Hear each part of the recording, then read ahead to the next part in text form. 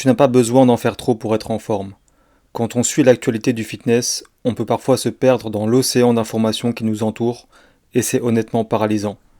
Paralysis by analysis, comme disent les anglophones. Et cette paralysie, elle nous atteint tous, un moment ou un autre. Tu cherches l'exercice parfait, le programme parfait, les séries, les répétitions, la fréquence, le tempo, tellement de choses qui te compliquent la vie. Pendant les prochaines minutes, j'aimerais qu'on oublie tout et qu'on retourne un peu aux fondamentaux, ceux qui font réellement une différence. Je vais t'expliquer un principe que tu as sûrement déjà entendu et qui peut littéralement changer ta vision de l'entraînement. La plus grosse partie des résultats provient d'une petite partie des actions qu'on effectue. C'est le principe de Pareto. Plus précisément, 80% des résultats proviennent de 20% des actions que tu effectues. Ça veut dire qu'il n'y a qu'une petite partie des actions qui génèrent réellement des résultats significatifs. Ce principe s'applique dans la vie quotidienne, les habitudes, le travail, les finances, mais aussi et surtout à l'entraînement. Quand tu te concentres sur les bases, pompe, traction, dips, squat, etc., tu génères la plus grosse partie des résultats que tu recherches. Et tout le reste, c'est pas que c'est pas utile, mais ça aura moins d'importance et moins d'impact que les gros exercices. Prends l'exemple des athlètes de calisthénie par exemple. Ils ont tous des physiques incroyables, secs, musclés et esthétiques, et pourtant ils ne font que l'exercice de base. Mais pourquoi est-ce qu'ils ont des résultats aussi impressionnants? Parce qu'ils donnent 100% d'efforts dans les exercices qui importent vraiment. Ils font des dizaines et des centaines de pompes, de tractions, de dips, de squats, etc. Et même s'ils ne font pas beaucoup d'exercices différents, ils ont quand même les résultats qui suivent. On peut évidemment appliquer ce même principe à l'entraînement en salle.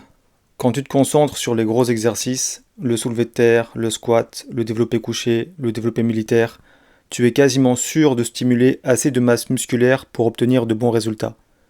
Tu pourrais faire que 4 ou 5 exercices en boucle et avoir de meilleurs résultats que quelqu'un qui en fait 10, à condition que tu te donnes à 100%.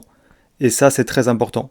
Parce que j'ai pas dit non plus que tu pouvais donner que 50% d'efforts et progresser. Absolument pas.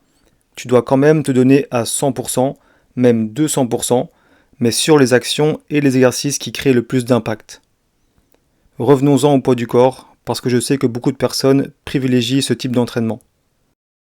Concentre-toi d'abord sur les pompes, les tractions, les dips et les squats.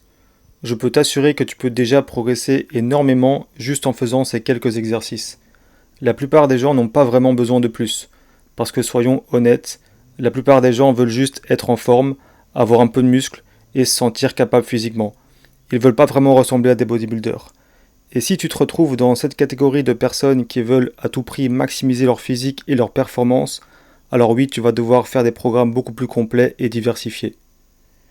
Mais je m'adresse surtout aux personnes qui n'ont pas d'ambition extrême dans le sport, mais qui veulent quand même être en forme, sans y passer trop de temps et en étant le plus efficace possible. Pour beaucoup d'entre nous, le sport c'est aussi un moyen de se divertir, se défouler, se changer les idées, et en parallèle se construire un physique qui nous plaît, mais ça ne représente pas une priorité absolue dans nos vies. Et juste pour ça, se concentrer sur les 20% d'actions qui génèrent les 80% des résultats me paraît être une bonne idée. En résumé, l'entraînement c'est simple, c'est même très simple. Choisis quelques exercices que tu aimes faire et qui sont en accord avec tes objectifs. C'est important que tu identifies les exercices qui généreront les plus gros résultats. Passe la plus grosse partie de ton temps à pratiquer ces mouvements. Deviens excellent dans ces exercices, progresse dans les répétitions, les séries et surtout essaye de respecter la qualité avant la quantité. Il vaut mieux 10 tractions bien faites plutôt que 20 bâclées.